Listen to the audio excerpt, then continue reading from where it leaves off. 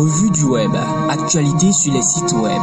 Amis de la revue du web, bonjour. Commission nationale des droits de l'homme, les 11 membres installés nous apprend le site web du quotidien Le Matinal. Après leur prestation de serment le 28 novembre 2018, devant la Cour constitutionnelle, les 11 membres de la Commission nationale des droits de l'homme ont été installés dans leurs nouvelles fonctions ce jeudi 3 janvier 2019 à la Cour d'appel de Cotonou en présence du ministre de la Justice, Séverin Quenom. Leur installation officielle consacre le début de la mise en œuvre de leur cahier des charges. Ils ont à travailler pour le rayonnement des droits de l'homme au Bénin. Pour la directrice de l'administration pénitentiaire et de la promotion des droits de l'homme, Inès Radenou, cette installation est une occasion de renforcer le cadre institutionnel et juridique pour la protection des personnes vulnérables. Parlant toujours de droits de l'homme, le site web du quotidien La Nouvelle Tribune nous apprend qu'à partir de cette année, tout individu qui mettra un enfant au travail écopera des sanctions. C'est une annonce du directeur béninois des normes du travail qui a visité certains marchés et ateliers lors d'une mission de sensibilisation initiée par le ministère du Travail et de la fonction publique le jeudi 20 décembre 2018 et qui prendra fin en janvier 2019. D'après une étude menée sur le phénomène, 7882 enfants sont précocement mis au travail seulement dans les marchés Wando à Porto Novo, à Zeke à Parakou et à Dantokpa à Cotonou. Une répression ferme démarrera cette année à l'encontre des auteurs et de leurs complices, selon Raymond Zoumantou, directeur des normes du travail. Rendons-nous à présent à Porto Novo, où le même site web La Nouvelle Tribune nous apprend qu'il y a flou autour du montant de l'agrément d'ICC Service à la Criette. Encore un autre dossier de transaction de millions de francs CFA dans l'affaire ICC Service. Outre le point relatif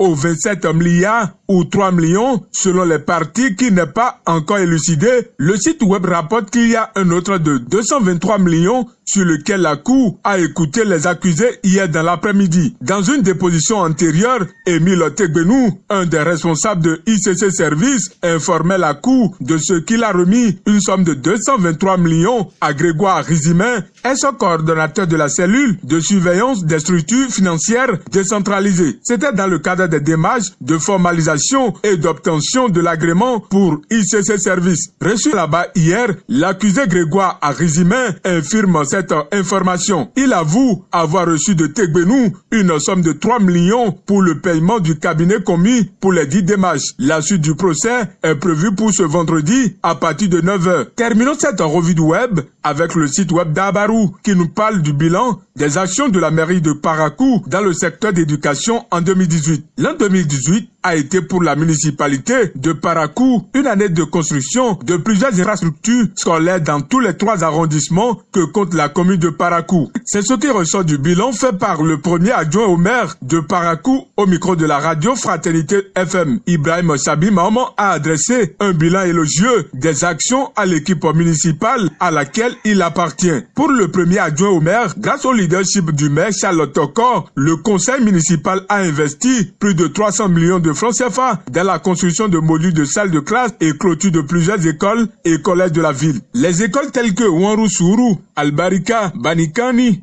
EPP Bawera, Doparou, EPP Wore Centre, EPP Derou, EPP Ganon sont là quelques écoles ayant été impactées par les actions de la mairie au cours de l'année qui s'est achevée. C'est tout pour la revue du web de ce jour. Collaboration technique, Herman Rondozan. Présentation, Marcelin Baguidi. À lundi prochain. La revue du web. Actualité sur les sites web.